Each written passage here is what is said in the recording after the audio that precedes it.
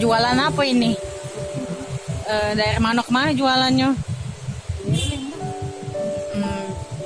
Biasanya kemana be paling jauh? Oke, kadang ke kota atau ke Bandung. Sehari pendapatannya berapa? Tergantung, kadang 20, kadang lagi rezekinya tuh banyak 100. Mbak ini apa? Nganjual ke barang bohong atau barang dewek? Kadang kalau lagi ada modalnya ngambil dewek, kalau ada modal ngambil uang. Kalau ngambil punya uang tuh cak mana? Dapat untungnya baik cak itu. Ya, dapat untungnya be, adiknya tahun. Ini ngapo si adek yang dia bawa-bawa? Ada yang ngasuh.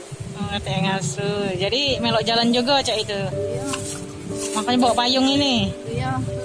Buku apa be yang dijual?